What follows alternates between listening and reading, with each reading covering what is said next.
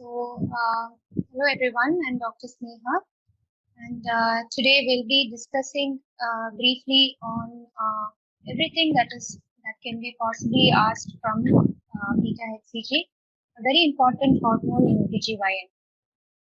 Okay, let's look at the basics first.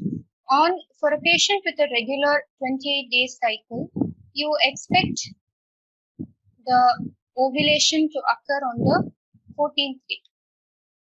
And suppose if the patient has timed intercourse at this time and fertilization occurs, the small embryo, or at this stage just zygote, will travel down the tubes and go to the uterus, and approximately a week after that, around the 21st day, it will get implanted on the uterine wall. And after implantation, usually on the next cycle, next day, around 28 days, when she'll be expecting her periods. But if she doesn't get her periods, then you suspect, is it pregnancy? So the best way to diagnose if a patient is pregnant or not is to do a beta HCG test. And this beta HCG test there are two ways. You can do a urine pregnancy test, a kit that is easily available in any pharmacy, or a serum beta HCG test, which is done in the lab. So let's quickly look at the differences between the urine beta HCG and serum beta HCG. Urine beta HCG test, when can you detect it at the earliest? So the kits that are available now are quite advanced. You can detect it even 4 days before your expected periods. So 4 days before the expected period. So if you're expecting the periods on 28th day, from somewhere around 24th day, even from the 24th day of cycle, you can detect beta HCG by urine pregnancy test. Whereas serum beta HCG, it can be detected even before this, 8 to 9 days after ovulation. So if you calculate, if the ovulation has occurred on the 14th day, 8 to 9 days after will be around 22 to 23rd day.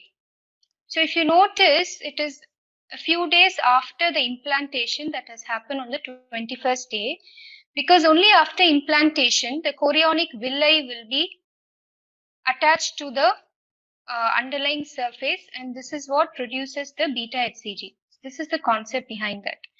So first, if you want to detect it very early, first serum beta HCG detects it at as early as 22 to 23rd day, and urine pregnancy 4 days before the expected periods. For the beta HCG to be detected by urine pregnancy test, the level of beta HCG in the mother's body should be at least 20 to 25 milli-international units per ml. Whereas for serum, it can even detect very small quantities, even when it is 2 to 20. This differs from different methods that are used in the lab to detect this beta HCG. So serum can detect very low quantities of beta HCG, whereas for urine, it should be at least 20 to 25 milli-international units. Urine pregnancy test is a qualitative test. That means it can tell you if it is positive or negative. That's it. So you might have seen in the urine pregnancy kit available, if 2 double pink line appears, the patient is positive. But you cannot exactly say how much of beta HCG is present. But in serum beta HCG is a quantitative test. So when you send the mother's blood sample to the lab, they will give you a specific value like 1650, something like that. Very specific value as to how much beta HCG is present. The method used for urine pregnancy test is called sandwich ELISA. Whereas for serum, there are different methods like radioimmunoassay, fluoroimmunoassay, standard ELISA test. Different labs uses different methods, and that's why when you're following up a patient for beta HCG, for example, follow up for ectopic pregnancy or molar or choriocarcinoma, it is important that you send the sample to the same lab because the value can differ based on which method has been used in that particular lab. So let's look at an MCQ based on beta HCG. Here we have a 24-year-old Primie Gravida who's come to review her ANC antenatal investigations at around 10 weeks of gestation. So everything is normal, but you notice that her thyroid profile is suggestive of mild subclinical hyperthyroidism. And she's otherwise fit and healthy. She has no other medical comorbidities. And on examination, you notice that she doesn't have a significant goiter as well. You performed an ultrasound and it shows a normal single live intrauterine gestation fetus. So what will be your management for this mild hyperthyroidism? The first option, start her on propyl thiouracil. Second, start on carbimazole. Third, reassure her and repeat test in the second trimester. Fourth, check if she has any anti-thyroid antibodies. Now, even if you don't know anything about the topic, if you can notice option A, B, and D, these are all steps that you will do for a patient when you're suspecting some pathological cause. Whereas option C, you can only reassure her if you know that it is a normal phenomena. So by exclusion, actually, this is a way of finding out you can guess which can be the right answer by analyzing the options as well. But now let's look at it in detail so that we know how to come at the correct answer. So let's look at beta HCG in a little more closer view. So the molecule, it is a glycoprotein. That means it's a combination of carbohydrate plus protein. In fact, beta HCG has the highest amount of carbohydrate among all hormones. The next point, where is it produced from? So if you remember from basics, villi structure has cytotrophoblast and syncytiotrophoblast. So the very initial stages when the zygote is getting implanted, at that time, a type of beta HCG called as the hyperglycosylated beta HCG is produced by the cytotrophoblast only for the initial few days. And then the proper beta HCG is produced by the syncytiotrophoblast. So if the question is asked from where it is produced, syncytiotrophoblast will be a better answer. And you can remember by thinking that syncytiotrophoblast synthesizes beta HCG. So a word on this hyperglycosylated beta HCG. This is very important as this kind of hormone is elevated in two conditions when the patient has choriocarcinoma, and the other condition in pregnancy if the patient is expected to develop PIH in the future. So you can anticipate that the patient might develop hypertension of pregnancy if they have elevated hyperglycosylated beta HCG in the initial few weeks. But again, this is only in the research. It is not something that is done in day-to-day in the clinical practice. Okay, so the next point, doubling time. So beta HCG the value slowly increases as the gestational age increases. How much does it increase? That is, it doubles. If on day 1 it was 100 milliunits, it will double, and then again it will double. And this doubling usually happens in 48 hours. This is very important when you're following up a patient to see when you're not sure if it's an intrauterine pregnancy or a failing pregnancy like abortion or ectopic, because in a normal viable intrauterine pregnancy, when the baby is growing well, you expect it to double at least by this much every 2 days, every 48 hours.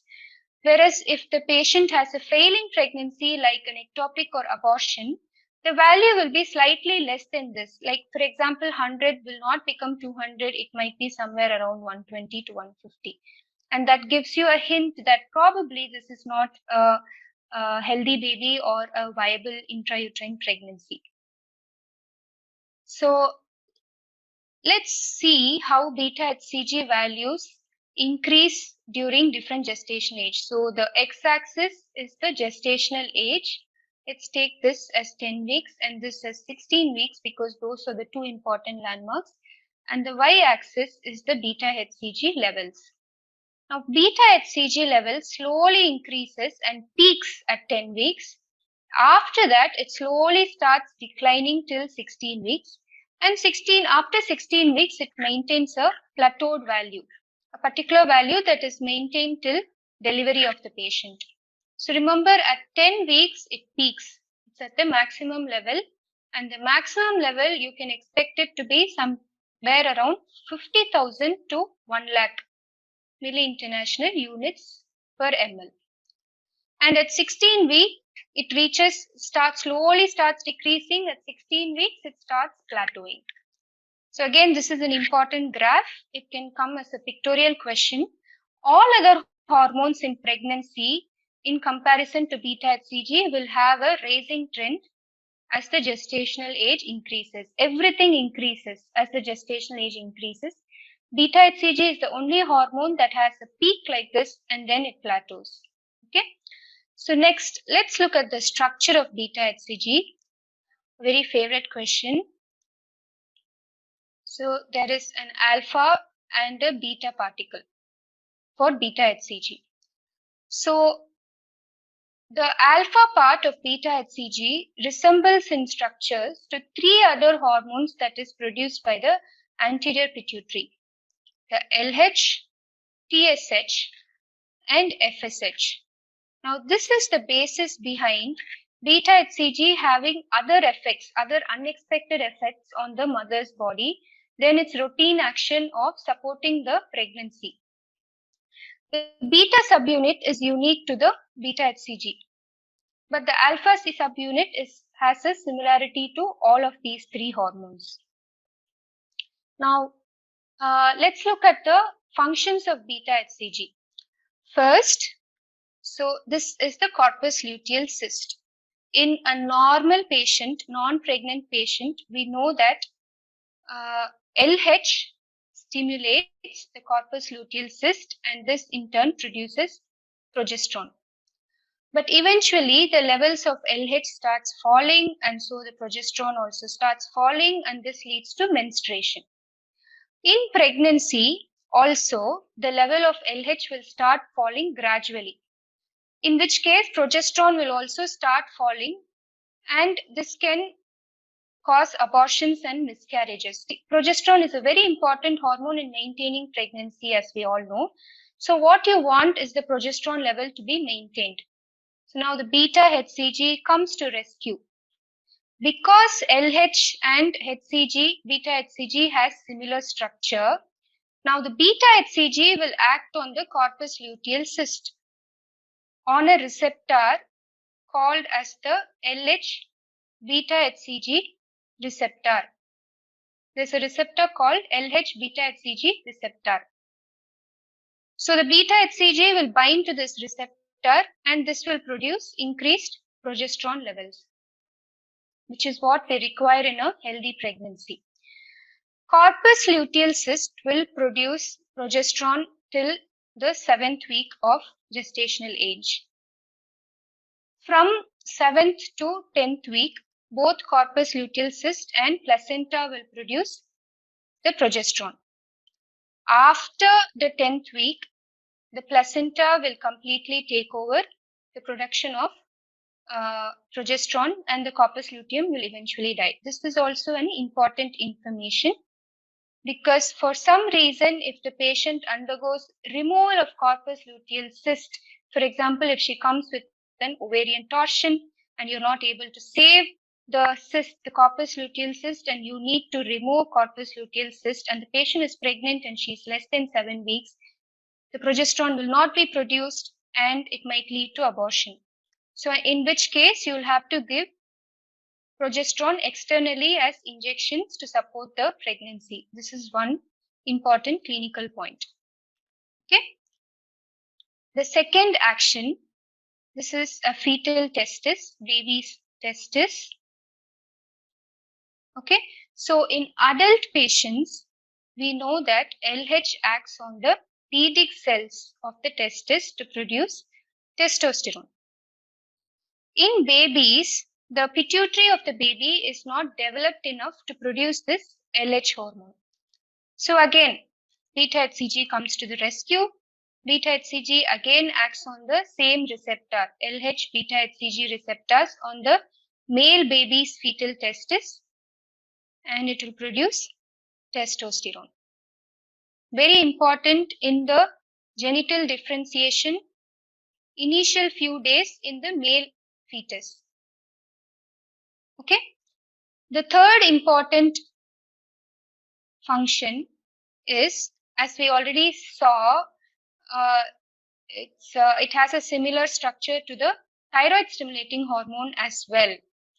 So what happens is, in pregnancy, the beta-HCG can bind to the thyroid stimulating hormone receptors that are present on the thyroid gland, and it can produce thyroid hormones. So this can slightly increase the thyroid hormone levels in the first trimester. Because if you remember, beta-HCG peaks at the 10th week and then after it starts reducing. So in the first 10 weeks is when the beta-HCG levels are high, and that is when it stimulates the thyroid hormones and increases the production of thyroid hormones. This, by negative feedback, can decrease the TSH that is produced endogenously, that is inside the mother's body. And this can make the patient appear like she has a subclinical hyperthyroidism. But you know this is because of the rising beta-HCG in the first trimester. So you will consider this as physiological phenomenon. The fourth function is it increases the production of the hormone relaxin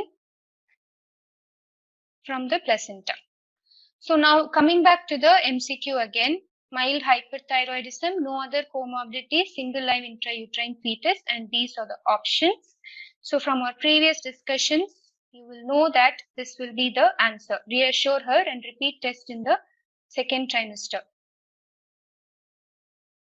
Okay, so important point. See, there are conditions when the patient can actually have thyrotoxicosis and hyperthyroidism.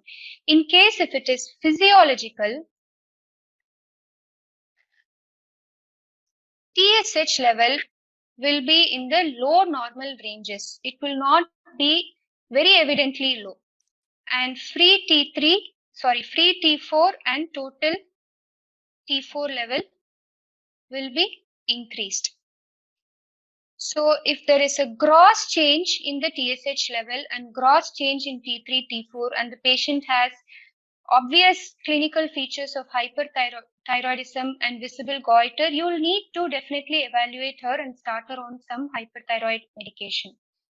Right? So that's the first question. So the clinical relevance for beta-HCG in molar pregnancy or choriocarcinoma, there's a huge placental mass. In fact, there's only placenta and there's no baby. If you can remember snowstorm appearance and all that. So big placenta, lot of beta-HCG produced. So in these two cases, the beta-HCG level will be extremely high. Second, in artificial reproductive techniques in infertility patients, we will be in normal patients, LH surge causes ovulation. But in artificial techniques, you can't give LH injection. artificially, because you need very high doses of LH injection to cause ovulation, and it is very expensive as well. So instead of LH, you can use beta HCG injection, because at a lower dose, it can produce the same effect of ovulation. Okay. The third point in genetic screening test, especially for trisomy screening of Downs, Patau, Edwards and all. Now, these babies will have abnormal placental development. So, you will expect them to produce reduced beta HCG when compared to the normal babies, the normal healthy babies. So, these three are important clinical points. And as you can, I have already mentioned, the receptor is called LH beta HCG receptor, and lot of the beta HCG effects are similar to LH action. So if the question, I think it was already asked, functionally similar to, it is most functionally similar of all the three pituitary hormones, LH will be the answer. Okay. So another question, level of beta HCG is decreased in which of the following condition? Your options are multiple gestation, erythroblastosis fetalis, Down syndrome and molar. Already discussed in the previous slide, the answer will be Down syndrome because the placenta is abnormal. Any case where you think that the placenta will be big, multiple gestation, yes, bigger placenta. Erythroblastosis fetalis, there will be placentomegaly, and again molar pregnancy is all placenta, there will be increased beta HCG. Quickly saying what all causes increased beta HCG, multiple gestation, molar or choriocarcinoma, and hydrops fetalis, or anything that causes increased placental size. Decreased beta HCG in Downs and other trisomies. If it is an ectopic pregnancy, any failing pregnancy or abortion, all these cases, you will expect the beta HCG to be less. Now, in certain conditions, the patient will actually not be pregnant, but the UPT might show as positive, urine pregnancy. So this is called false positive. Where is this seen? First will be in biochemical pregnancy. That means it's a very early abortion or very early pregnancy, and by scan you can't see any fetus, but by urine pregnancy test it can detect some amount of beta HCG. Usually such pregnancy will abort. Second condition is when you are giving injection beta HCG as a part of artificial reproductive technique. The patient will have beta HCG in the body for the next 2 weeks. So if you do a urine pregnancy at this point, it will be positive. So if you're giving injection beta HCG, wait for 2 weeks before you do the test, UPT test. The third point is when they have a tumor, especially germ cell tumors can sometimes produce increased beta HCG, in which case the patient is not pregnant, she has a tumor that produces beta HCG, but the UPT will be positive. In some cases, the patient will actually be pregnant, but then the UPT will be negative, which is called false negative. The first condition is wrong dates, irregular cycle, wrong dates. You don't know when to do the UPT. You're doing it too early before the villi or implantation happens and the villi is produced, it will be negative. Second will be in case of failing pregnancy, as I already mentioned. And third will be something called as the hook effect. Hook effect is seen in molar and choriocarcinoma, where there will be very high levels of beta HCG in the blood.